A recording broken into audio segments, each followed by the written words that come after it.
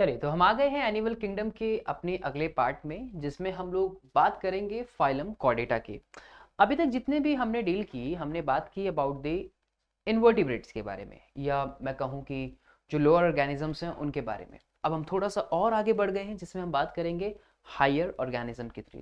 यानी यहाँ पे जो जनरल कैरेक्टर्स भी होंगे वो भी थोड़े से हमें कॉम्प्लेक्स डिजाइन देखने को मिलेंगे, या कॉम्प्लेक्स बॉडी ऑर्गेनाइजेशन जो है हमें इनके अंदर देखने को मिलेगी। तो फाइलम कॉर्डेटा क्या होते हैं, कॉर्डेटा के जनरल कैरेक्टरिस्टिक्स, जरा उनसे हम लोग स्टार्ट करते हैं। सबसे पहली जो टर्म है जो कॉर्डेटा है, एक्चुअल में अगर मैं देखूं तो कॉर्डेटा जो है वो दो वर्ड से मिलकर बन रहा है। आप देखेंगे कि एक वर्ड है यहाँ पे जो है कॉर्डा, और दूसरा जो वर्ड है वो है एटा, कॉर्डेटा। ये वर्ड बना। देखिए, कॉर्डा का मतलब होता है जो कोई एक थिक स्ट्रिंग लो, या तो थिक कोई एक कोई एक थिक स्ट्रिंग जिसको हम बोलते हैं, या कोई एक थिक ट्यूब हो सकती है, ठीक है, या हम उसको थिक एक स्ट्रिंग का नाम देते हैं। और दूसरी तरफ जो एटा है, एटा मतलब टू हैव समथिंग, राइट। तो क्या है यहाँ पे, एक थिक स्ट्रिंग या एक थिक ट्यूब जो है वो इनके पास प्रेजेंट होती है, जितने भी जो कॉर्डेट्स होते हैं। देखिए, एक नोटोकॉर्ड जिसकी हम बात करते हैं, नोटोकॉर्ड की प्रेजेंस होना एक कॉर्डेटा का एक फीचर होता है, right. The presence of notochord, dorsal hollow spinal cord nerve cord and the pair pharyngeal gill slits, ये कुछ हमें फीचर जो है वो देखने को इनके पास मिलते हैं। इससे पहले मैं एक बात और यहाँ पे बताना चाहूंगा।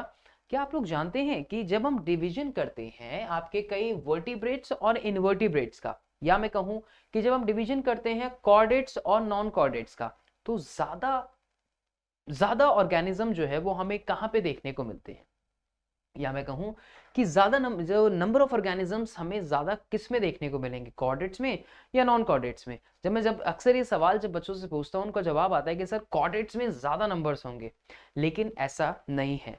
जो आपके नॉन कॉर्डेट्स हैं, जिन्हें आप इनवर्टिब्रेट्स का भी नाम देते हो, जो आपके इनवर्टिब्रेट्स की अगर मैं बात करूं तो लगभग लगभग 95 टू 97% जो है वो इनवर्टिब्रेट्स हैं बच्चों।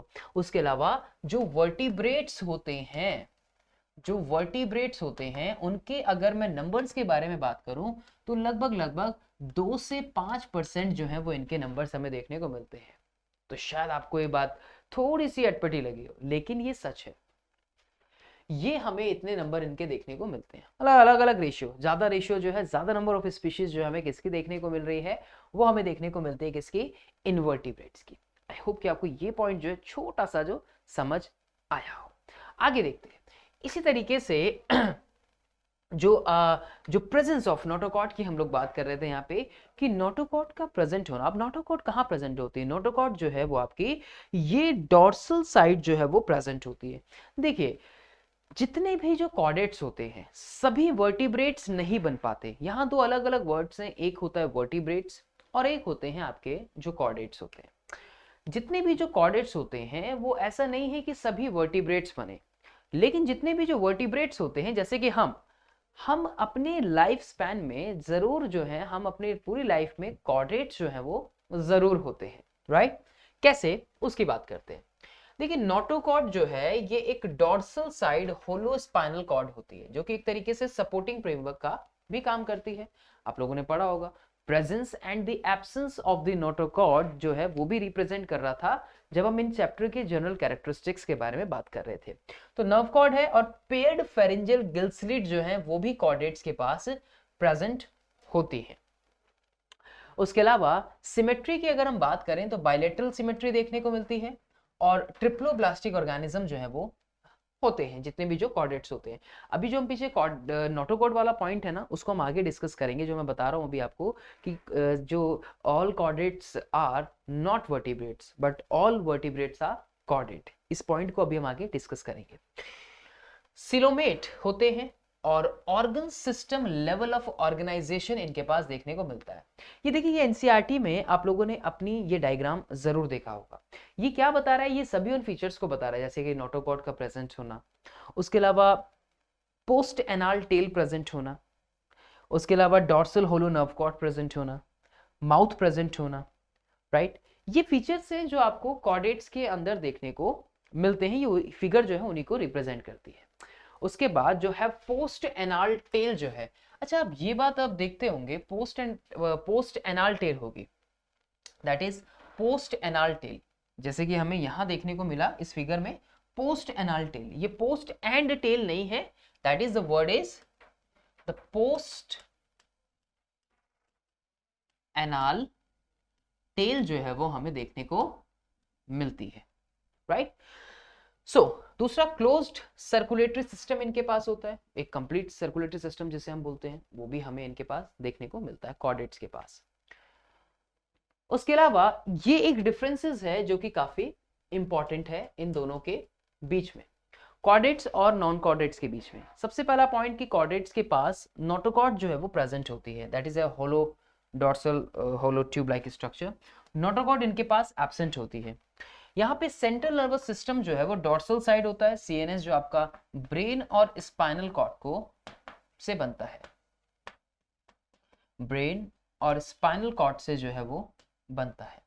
उसके अलावा सेंट्रल नर्वस सिस्टम जो है यहाँ पे वेंट्रल साइड होता है, राइट, हमारा डॉर्सल साइड होता है। अब डॉर्सल और वेंट्रल में तो आप लोगों को डिफरेंस अच्छे से पता ही होगा, हम शुरुआत से बात करते आ रहे हैं। डॉर्सल मतलब जो पिछला भाग हो गया और वेंट्रल मतलब जो आगे वाला पार्ट हो गया। तो central nervous system is ventral solid होता है and double hollow and single. Gills जो है यहाँ पे प्रेजेंट होते हैं जो एक्वेटिक ऑर्गेनिजम्स के बारे में बात करते हैं। यहाँ पे गिल्स एब्सेंट हैं। हार्ट वेंट्रली लोकेटेड होता है आगे की तरफ, यहाँ पे हार्ट डॉर्सल लोकेटेड होता है पीछे की तरफ। टेल प्रेजेंट होती है और टेल एब्सेंट होती है। ये टेल वाला मुद्दा जो है हम यहाँ पे डिस्कस कर रहे थे। सवाल ये कि क्या हमारी बॉडी में भी टेल प्रेजेंट होती है, तो आप देखेंगे कि नहीं सर अभी तो हमारी बॉडी में कोई भी टेल प्रेजेंट नहीं है। लेकिन जब एम्ब्रियोनिक डेवलपमेंट के बारे में हम लोग बात करते हैं तो वहाँ पे टेल प्रेजेंट होती है और जो धीरे धीरे जो है आगे फर्दर डेवलप हो जाती है जब आप लोअर लिम्ब के बारे में बात करते हैं। तो इसका मतलब हम भी उस स्टेज से निकले हैं जिस स्टेज में कभी हमारे पास टेल जो है वो प्रेजेंट होती थी, उसको हम एम्ब्रियोनिक डेवलपमेंट का नाम देते हैं, राइट। लेकिन कई आप कॉर्डेट्स ऐसे पढ़ते हो जिनके पास टेल जो है वो प्रेजेंट होती है। आगे देखते हैं। अब ये यहाँ पे क्लासिफिकेशन की गई है कॉर्डेट्स की दो ग्रुप्स के अंदर, जैसे कि पहला है आपका प्रोटोकॉर्डेटा और दूसरा जो है वो आपका है यूकॉर्डेटा। सवाल यहाँ पर ये बनता है पहला कि जो क्लासिफिकेशन है कॉर्डेटा की वो दो ग्रुप्स में किस पॉइंट के बिहाफ पे हमने की है। बेसिस तो कुछ ना कुछ होगा ना, तो उसी बेसिस के बारे में बात करते हैं कि जो बेसिस है बेसिकली प्रोटो और यूकॉर्डेटा को डिफाइन करने वाला वो कौन सा है। देखिए पहला जो पॉइंट है यहाँ पे वो है कि क्रैनियम का प्रेजेंस होना on the basis of the cranium. Cranium जो एक स्कल भी आपको बताता है, क्रैनियम सबसे पहला पॉइंट जो आ गया यहाँ पे वो क्रैनियम आ गया। मैं यहाँ डिवीजन की बात कर रहा हूं, ध्यान रखिएगा। So on the basis of the cranium, on the basis of the vertebral column, ठीक है, on the basis of the vertebral column and जितने भी जो पेयर्ड अपेंडेजेस होते हैं उनके बिहाफ पे, वर्टिब्रल कॉलम एंड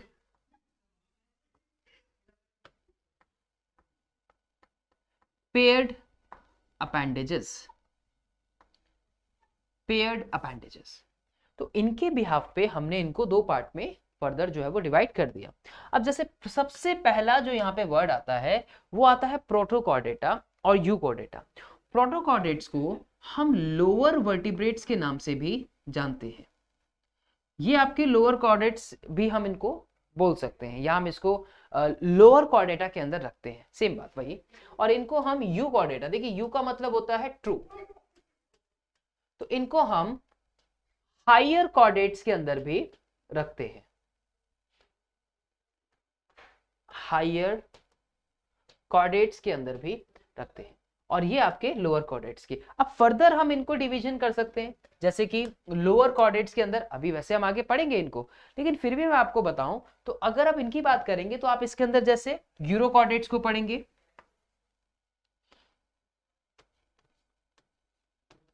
और सिफेलोकॉर्डेट्स लाइक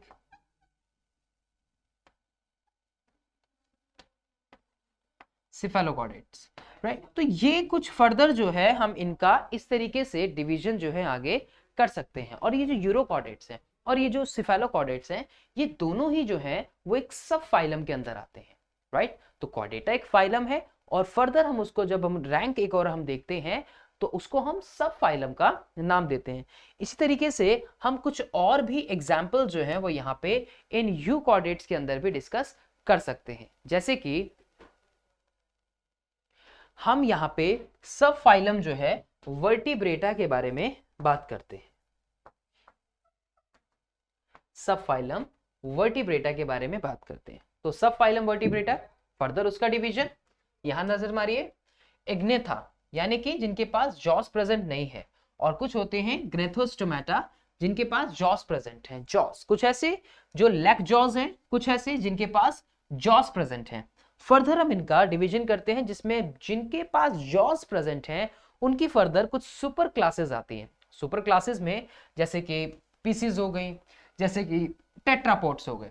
टेट्रापॉड्स में इंक्लूडिंगास, जैसे कि हमारे पास टेट्रापॉड्स होते हैं 4 हाथ पैरों पर चलने वाले, जैसे कि इनके अंदर जिनके पास लिम्स प्रेजेंट है, बेसिकली अपर लिम्स हो गए हमारे और नीचे लोअर लिम्स हो गए। तो एम्फीबिया, रेप्टाइल्स, एप्स, मैमल्स, ये सभी जो है ये टेट्रापोडा के अंदर आते हैं। टेट्रा का मतलब 4, टेट्रा मतलब 4 और पोडा का मतलब होता है जो आपके लिम्स को रिप्रेजेंट करे। फिर जैसे कि फिन्स को बियर करने वाले, they bears fins like class Chondrichthyes और ऑस्टिक थाइस। कॉन्ड्रिएक थाइस और ऑस्टिक थाइस में आपकी बॉनी फिशेस और आपकी जो कार्टिलेजिनस फिशेस हैं वो आती हैं। ऑस्टियो का मतलब होता है बॉन, तो ऑस्टियो के अंदर आपकी जितनी भी जो बॉनी फिशेस होती हैं वो आती है। और कॉन्ड्रिएक मतलब जिनके पास कार्टिलेजिन होता है उनका एंडोस्केलेटन, उसको हम कॉन्ड्रिएक थाइस में बोलते हैं। थाइस जो वर्ड आता है वो फिशेस के लिए आता है। और ये जो क्लास है साइक्लोस्टोमेटा, ये एक अलग है जो कि लैक ऑफ जॉस को रिप्रेजेंट करती है। आई होप कि आपको ये जो डिवीजन है वो अच्छे से यहाँ पे समझ आया हो, राइट। अब हम आगे इसके अंदर बात करते हैं। सबसे पहला जो आपका सब फाइलम है वो है आपका यूरोकॉर्डेटा। यूरोकॉर्डेट को अगर हम देखें तो आप लोगों ने अपनी एनसीईआरटी में ये पिक्चर चुपचाप एक कोने में जरूर देखी होगी, और यहाँ पर भी कुछ वैसे ही है, चुपचाप शांत एकदम। जरा थोड़ी सी इसके ऊपर नजर मारते हैं कि क्या पॉइंट्स ये हमें बताना चाहते हैं, इनके क्या जनरल कैरेक्टरिस्टिक्स होते हैं और कहाँ पे ये बिलोंग करते हैं। सबसे पहले नोटोकॉर्ड जो प्रेजेंट होती है इनमें, इनकी लार्वे टेल के अंदर प्रेजेंट होती है।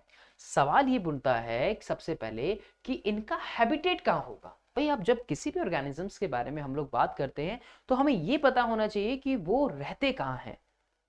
सबसे इंपॉर्टेंट क्या है, हैबिटेट। उससे भी इंपॉर्टेंट अगर मैं देखूं तो फूड, शायद आप कहेंगे फूड है ना, सबसे जरूरी तो न्यूट्रिशन ही है ना। अगर न्यूट्रिशन नहीं होगा तो ग्रोथ कैसे होगी। तो हैबिटेट और फूड काफी इंपॉर्टेंट होता है जब भी हम किसी ऑर्गेनिज्म को पढ़ रहे हैं। तो अगर मैं देखूं तो जितने भी जो मेंबर्स हैं सब फाइलम के, वो कहाँ रहते हैं, वो कैसे हैं, मराइन है। दूसरा, नोटोकॉर्ड जो प्रेजेंट होती है वो यहाँ पे लार्वे के टेल में प्रेजेंट होती है। ये ऐसा क्वेश्चन जो है वो फ्रेम हो सकता है, ध्यान रखिएगा। जैसे कि एसिडिया हो गया, जैसे कि सल्पा हो गया, कुछ है। तो नोटोकॉर्ड प्रेजेंट है। देखिए नोटोकॉर्ड की बात कर रही थी ना, क्योंकि हम कॉर्डेट्स को पढ़ रहे हैं, और कॉर्डेट्स को पढ़ते हुए अगर नोटोकॉर्ड की बात ना हो तो फिर तो वो अधूरा ही है, राइट। तो यहाँ पे नोटोकॉर्ड जो प्रेजेंट है वो लार्वे की टेल में प्रेजेंट होती है। लार्वा तो हम वो बोलते हैं जो एडल्ट से पहले हो, यानी कि क्या इसका मतलब ये है कि जो एडल्ट है उसके पास नोटोकॉर्ड देखने को नहीं मिलेगी। तभी तो बता कि यहाँ पे लार्वे के टेल में प्रेजेंट है। चलिए आगे देखते हैं। ये कुछ फिगर है इसके जहां पे हमें कुछ ब्रैंकियल अपर्चर टेस्ट इसकी बॉडी में प्रेजेंट होते हैं। इसकी बॉडी के कुछ पार्ट्स, उनको हम अभी आगे डिस्कस करेंगे। Adults are normally fixed but larva is free swimming. Another important line assertion region में आपसे पूछा जा सकता है। एडल्ट एक जगह फिक्स्ड होते हैं, एक्चुअली इनकी बॉडी में एक रेट्रोग्रेसिव मेटामॉर्फोसिस हमें देखने को मिलता है। रेट्रोग्रेसिव मेटामॉर्फोसिस क्या होता है वो मैं अभी आपको आगे बताऊंगा, उसको अभी हम आगे डील करेंगे। तो एडल्ट जो है नॉर्मली फिक्स्ड होते हैं एक ही जगह पे। इसका मतलब एडल्ट ज्यादा मूव नहीं कर सकते। इसका मतलब हम ये कह सकते हैं कि एडल्ट जो है वो लेस डेवलप्ड है एज कंपेयर टू लार्वा, क्योंकि लार्वा तो फ्रीली स्विम कर रहा है, लार्वा तो फ्री स्विम कर सकता है, लार्वा लोकोमोशन शो कर रहा है, लेकिन एक एडल्ट नहीं कर रहा। तो एडल्ट कैसे है, फिक्स्ड है। लार्वा कैसा है, फ्री स्विमिंग है। जितने भी जो मेंबर्स होते हैं they have test all over their body. Actual में ये टेस्ट क्या होता है, टेस्ट जो है that is made up of a cellulose like substance which is called ट्यूनिसिन।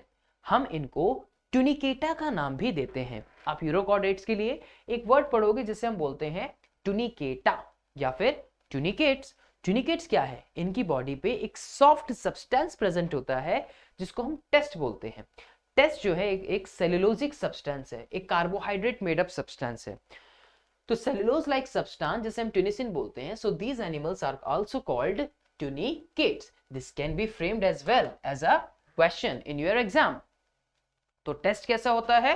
Test एक तरीके की सॉफ्ट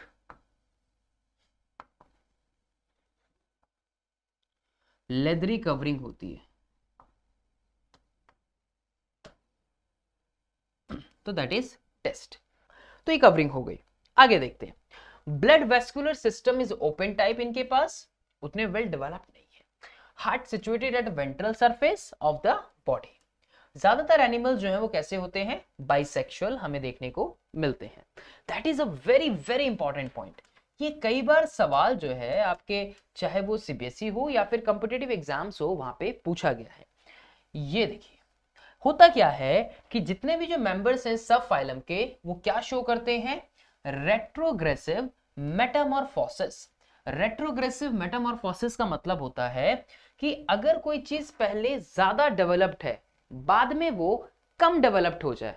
यानी कि आप पहले तो बहुत अच्छे हैं, आप अपने लाइफ के शुरुआती दिनों में एक वेल डेवलप्ड है, लेकिन बाद में धीरे धीरे आपके फीचर जो है वो बूढ़े होते चले जाए, कम होते चले जाए, कुछ ये चीज। तो during the Metamorphosis a well developed free swimming larvae change into less developed adult. जैसे कि अभी हम लोग बात भी कर रहे थे लेस डेवलप्ड एडल्ट की। जैसे कि हमने बोला कि एक हमें एडल्ट जो है वो फिक्स्ड पॉइंट पर देखने को मिलते हैं, फिक्स स्टेट में देखने को मिलते हैं, तो उसको हम बोलते हैं रेट्रोग्रेसिव मेटामॉर्फोसिस। लार्वा ज्यादा अच्छा है, ज्यादा डेवलप्ड है एज कंपेयर टू एडल्ट। ये देखिए जैसे कि ये पिक्चर आपको देखने को मिल रही है। अब इस पिक्चर को जरा ध्यान से देखिए। ये एक हार्डमेनिया है। ये आप एनसीईआरटी में एग्जाम्पल पढ़ते हैं हार्डमेनिया का। तो ये भी एक तरीके का ट्यूनिकेट है। इसकी बॉडी पे टेस्ट प्रेजेंट है, इसकी एंटीरियर है, डोर्सल सरफेस है, इसकी वेंट्रल सरफेस है, आगे की तरफ फुट प्रेजेंट है, फॉरेन पार्टिकल्स बॉडी के अंदर दिखाए गए हैं। तो ये डायग्राम तो लेबलिंग वगैरह के लिए नहीं आता, सिर्फ आपको ये समझाने के लिए कि हार्डमेनिया ऐसा दिखता है। ये देखिए another example, pyrosoma. Now what is pyrosoma? ये एक बायोल्यूमिनेसेंट है। देखिए किस तरीके से चमक रहा है। ये एक बायोल्यूमिनेसेंट है, बायोल्यूमी, इन शॉर्ट में लिख रहा हूं यहाँ पे बायोल्यूमी। तो बायोल्यूमिनेसेंस मतलब जो प्रॉपर्टी होती है लाइट इमिट करने वाले। आपने किसी और फाइलम में भी शुरुआत में पढ़ा है, ये याद कीजिए। तो ये भी जो है पायरोसोमा इन्हीं का एक एग्जाम्पल होता है, जो एक इस तरह की प्रॉपर्टी यानी कि लाइट इमिट करने वाली प्रॉपर्टी को शो करता है। चलिए, तो ये कुछ फीचर्स थे हमारे इनके, इन ट्यूनिकेट्स के, जो इनके कुछ एग्जाम्पल्स भी हैं। ये आगे बात करते हैं हम लोग सिफेलोकॉर्डेट्स की, अनदर सब फाइलम। तो नोटोकॉर्ड जो यहाँ पे सिफेलोकॉर्ड्स में देखने को मिलती है, वो एक्सटेंड करती है from head to tail region. कहाँ पे? हेड से लेके टेल रीजन तक हमें देखने को मिलती है। जैसे कि एम्फिऑक्सिस लार्वे भी, एम्फिऑक्सिस की बात करते हैं हम यहाँ पे, उसका एग्जाम्पल हो गया। हैबिटेट सबसे इंपॉर्टेंट, कहाँ पे मिलते हैं? They are found in shallow sea water. Shallow sea water मतलब जहाँ पे ज्यादा गहराई ना हो, वहां हमें उन सी वाटर के अंदर देखने को मिलते हैं। दोनों ही लार्वा एंड एडल्ट कैसे होते हैं? फ्री स्विमिंग फॉर्म्स होते हैं। जैसे कि हम वहां पढ़ रहे थे ट्यूनिकेट्स के अंदर कि एडल्ट जो है वो फिक्स्ड है, लार्वा जो है वो फ्री स्विमिंग है। लेकिन यहाँ क्या देखते हैं कि बोथ लार्वा एंड एडल्ट जो है कैसे होते हैं?